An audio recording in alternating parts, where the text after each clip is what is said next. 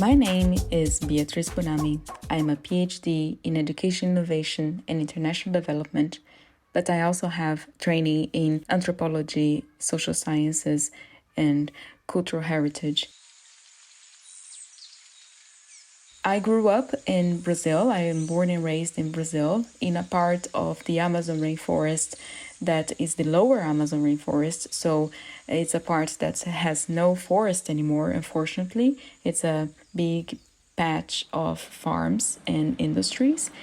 And I always felt connected to the phenomenon of displacing individuals, displacing communities due to the economic progress or even the environmental destruction. After I grew up, I moved to the urban settlements and urban cities, since this is something that it's more likely to get a good education.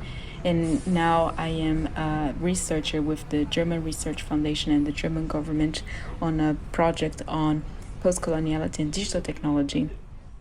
And actually, digital technology is something that I have always paid attention to, is a topic that is dear to me. After I graduated as an educator, I focused on digital curation and how tools, applications, and other kinds of devices play a role in remote areas in many parts of the world. I focused, of course, in Brazil, but I have expanded my field since then to pay attention on how this is playing a role in how societies are made and how societies do organize themselves.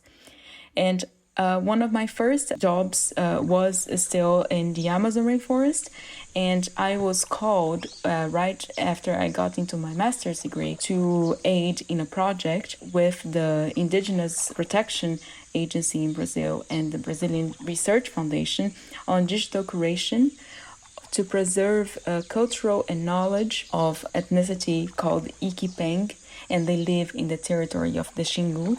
And this ethnicity group lives, basically, they are settled in an area between Bolivia, Brazil, and a bit of Colombia and Peru as well. So it's a big area, but also have different kinds of social arrangements in that in that place. And I got a bit into the south, and our job was to assess which kind of tools could be created or appropriated, for that matter, so this community could preserve their own knowledge and culture. And as an educator of the group, with many anthropologists, even developers and theorists, I was in charge to assess what did these people, what these citizens understood by technology. And in our first interactions, what happened is that we started to talk about data privacy, and they did not quite understand what personal data or even personal information.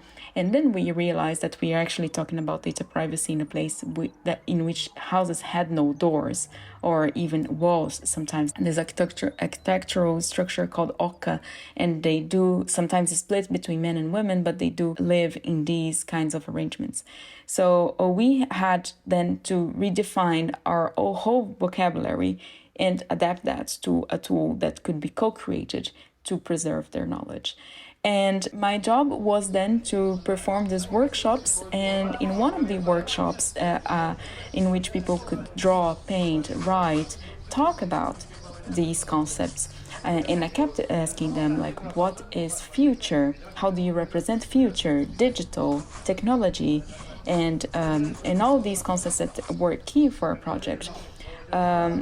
I gave the word technology for them to draw. And there was a group of 25 people, more or less, between adolescents, children, and adults. And I kept seeing the figure and the image of an anthropomorphized bird circulating, and it was a bird, sometimes with legs, sometimes with arms, sometimes with 3 eyes. And I decided to ask, what is this figure? Like, I thought I had not explained well what the concept was to be drawn. And then a boy, Aaron, of 12 years old, he answered me, "No, so you are asking us to draw invisible things, future, digital, and technology. These are all invisible. And this is Espiranha Gatu, which is the entity that takes care of all invisible things. So as we can't see them, we decided to draw it because it takes care of what we can't see, and that being also death, the spiritual dimension, and even animals in the forest that they cannot see and offer a risk for that matter. And that was an awakening moment for me.